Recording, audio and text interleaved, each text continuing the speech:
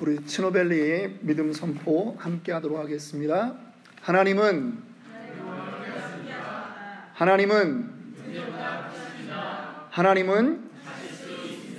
믿으십니까? 네, 이 고백이 여러분과 저의 삶에 늘 반복되는 고백이 되기를 원합니다. 지난 시간에 우리는 교회와 예수 그리스도의 관계를 부부관계로 그렇게 설명하는 말씀을 배웠습니다. 아내들에게 성경이 요구하는 것이 있습니다. 남편에게 복종하라 라고 말합니다. 남편들에게 요구하는 것은 아내를 위하여 사랑하는데 목숨을 내어주기까지 사랑하라고 말씀하고 있습니다. 연약한 아내의 모습은 지상교회의 모습입니다. 지상교회는 연약합니다. 냄새나고 상처받기 쉽고 다칠 수 있습니다. 하지만 예수 그리스도가 이 교회를 품고 자기의 목숨을 십자가에 달려 우리에게 주신 것을 우리는 기억해야 합니다. 성도들의 공동체인 이 교회는 그래서 우리가 예수님의 피값으로 샀다 이렇게 표현합니다. 한번 따라하겠습니까? 예수님의 피값. 교회는 목사가 교회 개척해야지 그 열정 하나로 되는 것이 아니라고 하는 것이에요. 교회의 그 모든 존재는 예수 그리스도의 피값으로 세워준 줄 믿습니다. 그래서 우리가 교회 공동체의 생활을 할 때 우리에게 반드시 필요한 것이 있는데 그것은 우리의 결심이 아니라 성령 충만을 의지해야 된다라고 하는 것입니다. 믿으십니까? 네. 에베소서 5장 18절은 술 취하지 말라. 이는 방탕한 것이니 오직 성령의 충만을 받으라 라고 말씀합니다. 술은 영향력이 있죠. 그렇죠? 예. 술이 취하면 술 취한 반응이 나타납니다. 술을 마시면 술의 영향력이 나타납니다. 술을 마셔보았느냐 안 마셔보았느냐 여러분들에게 손들라고 얘기하지 않습니다. 그런데 술의 영향력이 있다는 것을 우리는 누구나 알지 않습니까? 왜 술이라고 하는 단어를 썼을까요? 에베소라고 하는 그 지역은 술의 문화였습니다. 밤문화가 있었고 신전문화가 가득 찼던 곳입니다. 그래서 사도 바울이 이 글을 기록할 때 그들이 가장 이해하기 쉬운 것을 갖다가 사용하는 거예요. 술 먹은 사람의 모습을 너희들이 다 알지 않느냐? 그처럼 성령에 충만하면 우리는 그 성령의 영향력대로 살 수 있다라고 하는 것이죠. 용서할 수 없는 사람, 사랑할 수 없는 사람이 이 안에 왜 없겠습니까? 그런데 나의 결심이 아니라 성령의 충만으로 해결한다라고 하는 것입니다.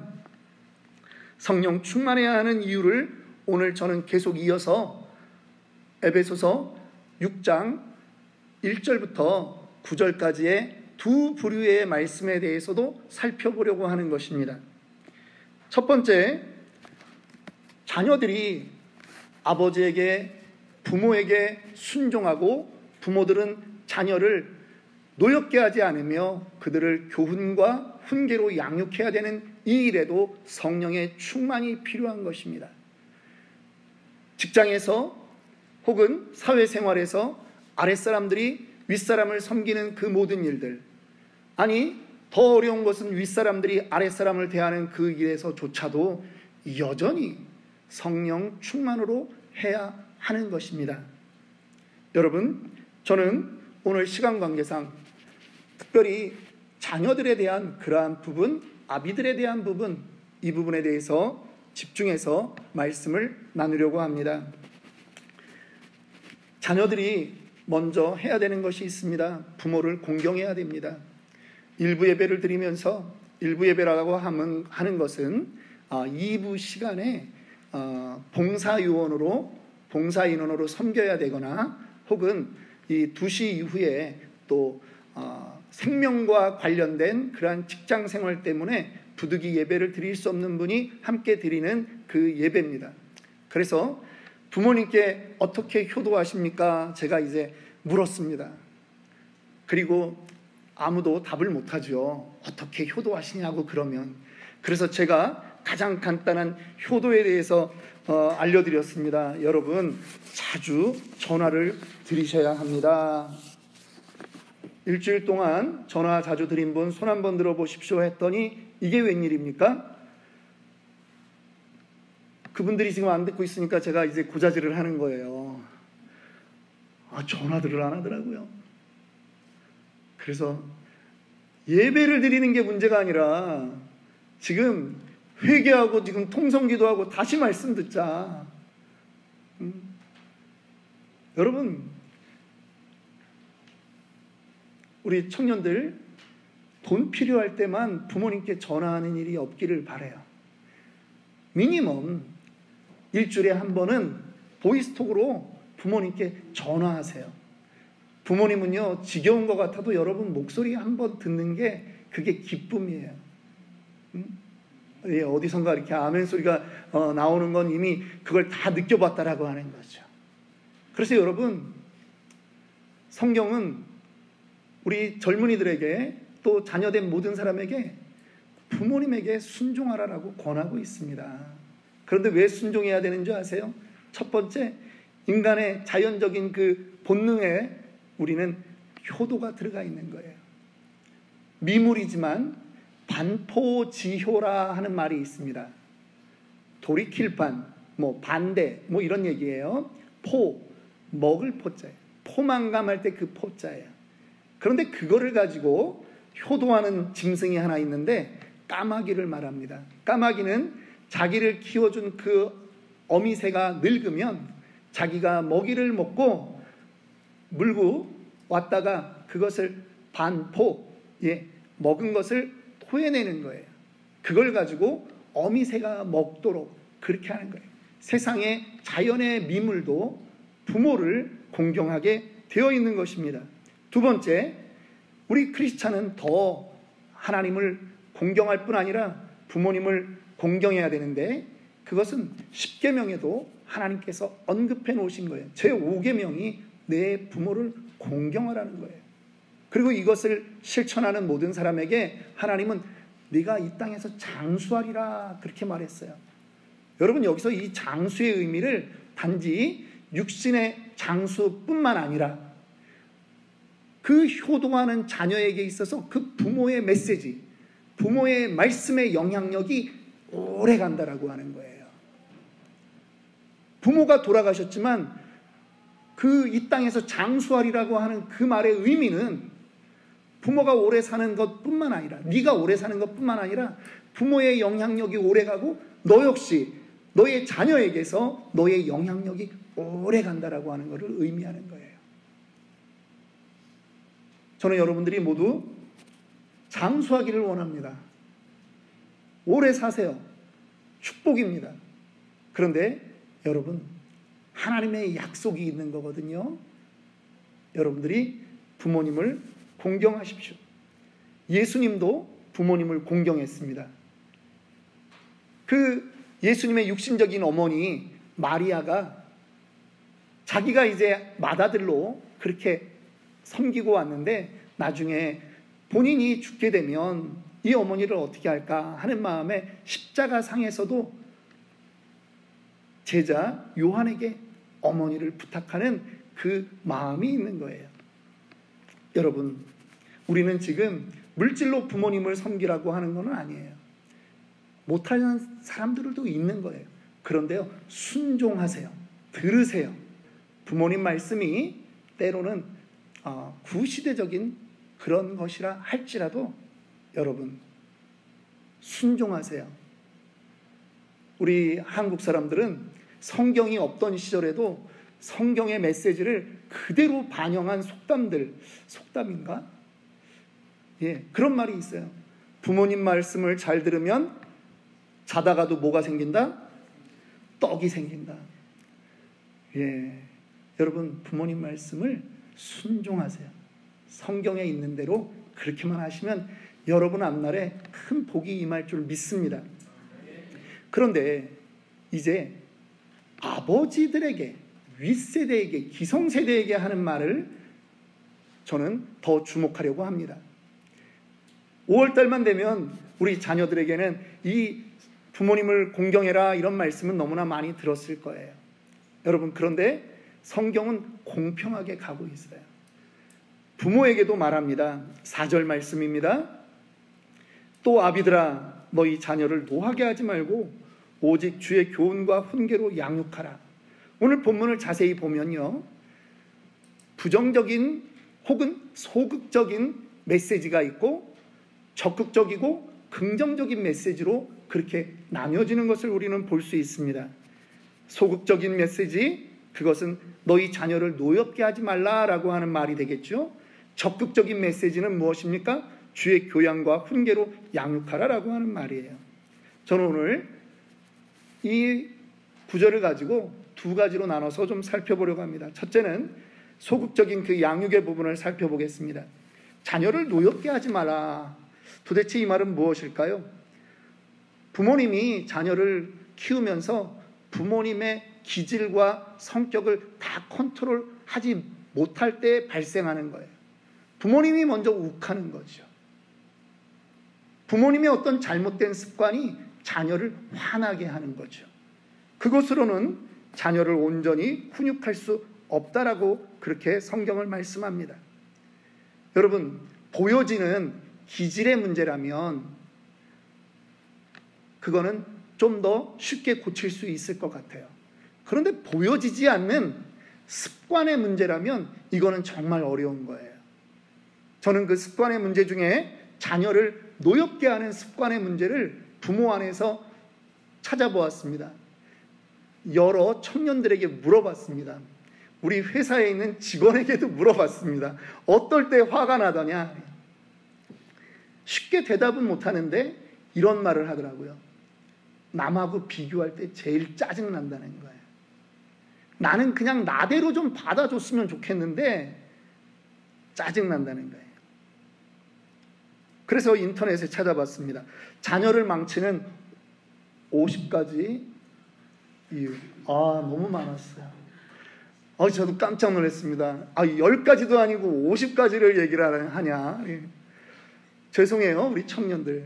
부모들의 그 잘못이 무려 50가지가 넘더라고요. 그런데 거기에 이런 말이 있습니다. 당연히 자식 앞에서 부부싸움하는 그런 태도에 자녀들이 아주 스트레스 받아요. 그런데 말에 대한 문제 있어요. 야, 너 때문에 내가 못 살겠다. 넌 나중에 커서 뭐가 되려고 그러냐? 친구를 데리고 집에 와서 놀았어요? 그 친구 보내고 나서 엄마가 하는 말, 야, 근데 저 친구 공부 잘해? 집에서 서열이 있다 보니까 집에서 하는 말, 네가 형이니까 참아야지, 네가 큰 누나니까 참아야지. 여러분, 이걸 그냥 단순히 비교다라고 그렇게 말할 수 있는 거는요, 이 안에 대화들 중에는 공정하지 못하다, unfair하다라고 하는 그런 의미들도 있는데 그것도 전부 다 비교 속에 나오더라고요. 그러니까 자녀들이 부모에게 스트레스 받는 그러한 것 중에는 정말 노하게 되는 것, 화나게 되는 것, 그런 거에는 우리를 좀 우리 그대로 좀 봐주셨으면 좋겠는데 나를 비교하는 거죠. 비교하다 보니까 오히려 칭찬 들을 일보다는 야단 맞을 일이 더 많은 거예요. 그래서 우리 어른들의 모습들을 저도 한번 봤어요. 어른들의 그 비교는 어떻게 시작되느냐 하면 애를 낳고부터 비교가 시작이 됩니다. 애를 낳는데 우리 애는 10개월 만에 걸었어. 12개월 됐더니 걸었어. 애 걷는 것까지도 이젠 비교가 시작되는 거예요. 아니, 몇 개월 됐더니 애가 말을 잘해요. 우리 애는 1년 반 되니까 뭐 말을 제대로 하던데, 한글은 몇 살에 뗐느냐, 구구단은 몇 살에 맞췄느냐, 학교를 보내놨더니 반장은 해봤느냐, 운동은 잘하냐, 줄넘기 요즘 체육 시험 본대요. 줄넘기는 학원 안 가고도 하는 애가 있고 요즘 그걸 못해서 체육 학원도 생겼다는 거 아니에요. 줄넘기를 가르친대요. 우리는 어려서 그냥 배웠는데 뭐 이러면서 또 비교가 생기는 거예요. 아니, 고3이 됐어요. 지난주 목요일 날 한국에선 수능 그 성적이 나오지 않았습니까? 부모들이 그냥 다 민감해져 있는 거예요. 당신의 아들은, 당신 딸은 수능 점수를 몇 점을 받았느냐? 나중에는 어느 대학을 갔느냐? 대학을 가면요, 토익, 토플 점수는 그 집에는 몇 점이야? 직장을 가면 어느 직장 갔어? 대기업이야? 중소기업이야? 동네에 있는 회사야? 여기서 끝날 줄 알았어요. 근데 그렇게 끝나지 않더라고. 연봉이 얼마냐? 나중에 결혼할 때 되니까 아내, 그 여자 쪽 그 부모들은 항상 남편 신랑감에 대해서 뭐라고 물어요? 신랑 키는 크대? 응? 신랑은 어느 회사 다닌대? 이게 궁금한 수준을 넘어서 비교로 가는 거예요. 과장은 달았는지, 집은 아파트 몇 평인지, 연금은 얼마씩 받게 되는지, 자식은 몇이나 있는지, 그 자식들은 공부는 잘하는지 다시 반복되는 거예요. 부모가 자녀를 스트레스 주는 그 일들은 끊임없이 우리 사회에 반복되고 있고 우리 삶에 그것이 습관처럼 묻어 있다라고 하는 거죠. 그러면서 한국 사회는 다른 나라에 없는 독특한 단어가 하나 있어요. 엄친아. 무슨 뜻이에요? 엄마 친구 아들. 내 자식은 이렇게 안 되는데.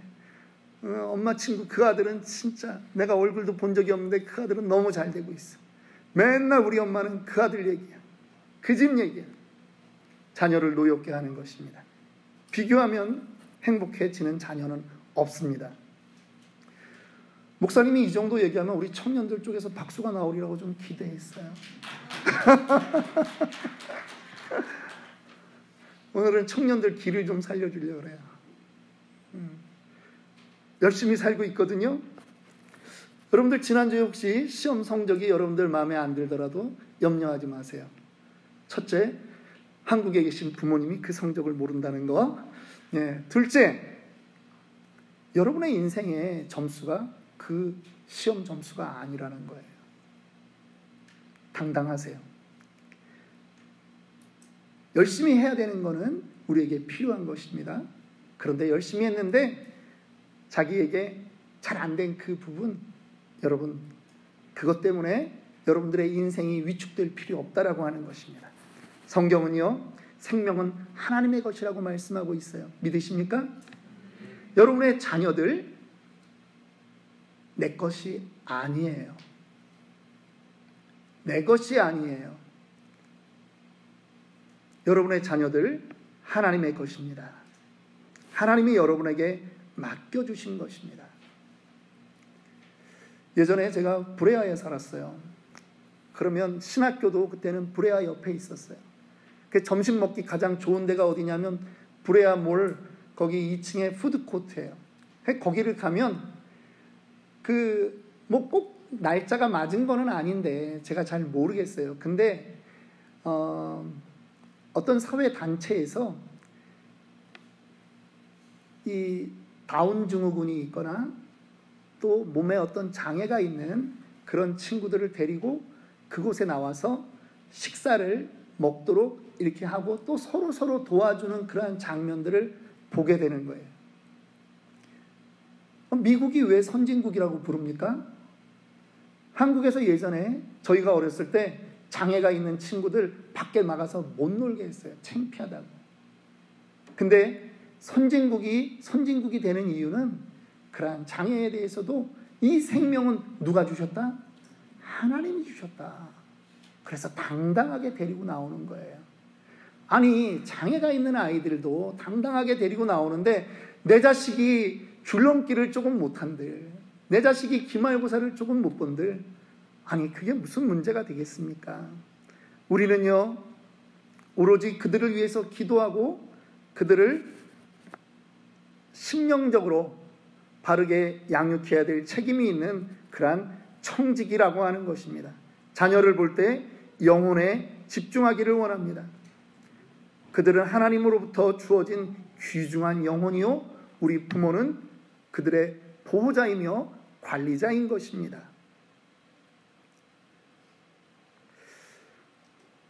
때로 자녀들이 모두 다 잘하면 여러분 너무 좋은 겁니다. 감사하세요.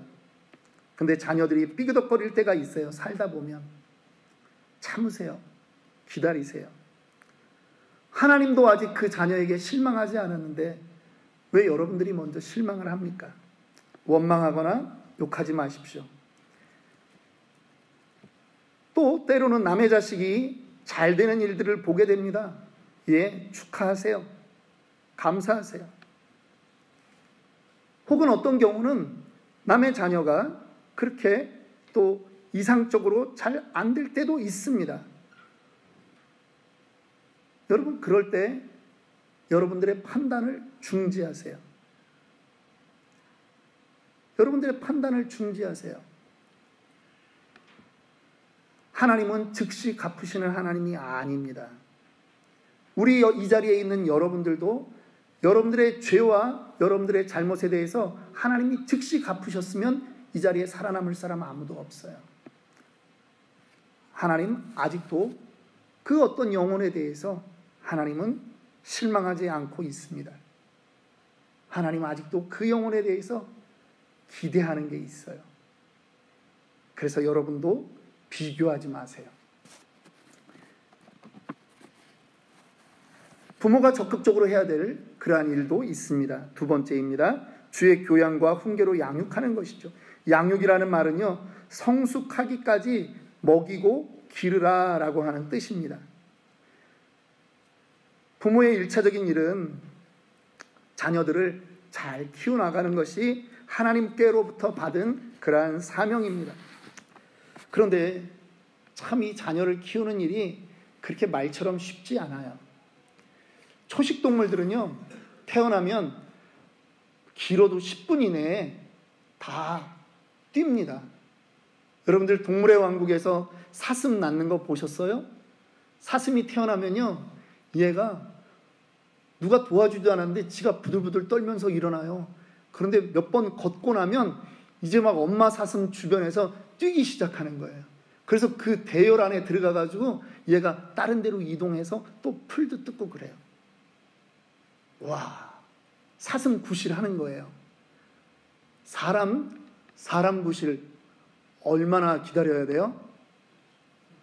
미니멈 뭐 특별한 케이스가 아니더라도 20년 걸리고요, 30년 걸려요. 남자들은 또 여자들보다 한 2년 3년 또 군대 갔다 와야 되니까 늦어요. 그런데 왜 하나님은 사람을 그렇게 오래 키워야지 사람 구실하게끔 만들었을까 생각해 보았습니다. 하나님은 동시에 둘을 키우시는 거더라고요. 자녀의 인생을 바라보면서 부모를 성숙시키기 위해서 하나님은 그 부모 앞에 자녀를 20년, 30년, 40년을 그 눈앞에 두는 거예요. 이제 성탄절이 다가오면 저는 잊을 수 없는 장면이 있습니다. 우리 교회가 작잖아요.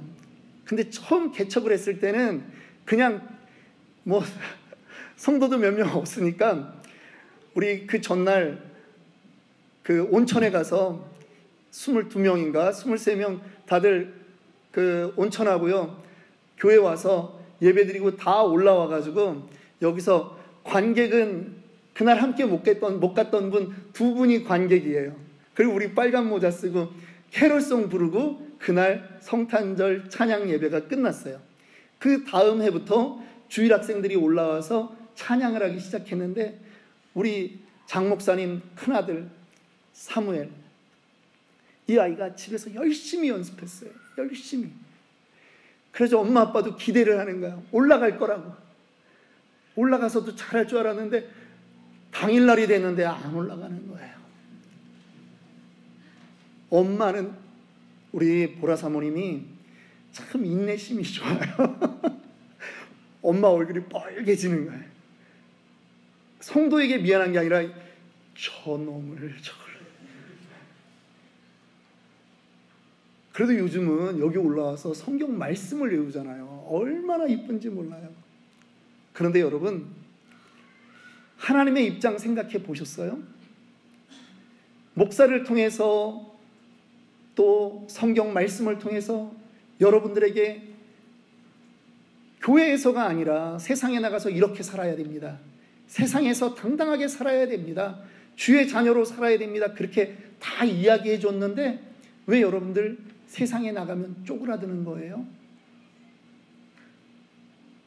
왜 세상에 나가서 여러분들 말씀대로 못 사는 거예요? 그때 하나님이 여러분들을 보면서, 우리 사무엘을 보면서 엄마 아빠의 마음이, 다른 부모는 몰라. 다른 부모는 그냥 그 장면도 웃겨. 그런데 엄마 아빠는 막 속이 타들어가는 것처럼. 그런데 지금 여러분들의 그 밖에서의 모습을 보면서 하나님의 속이 시꺼멓게 타들어가지는 않았냐라고 하는 거죠. 그렇게 안 가르쳤는데.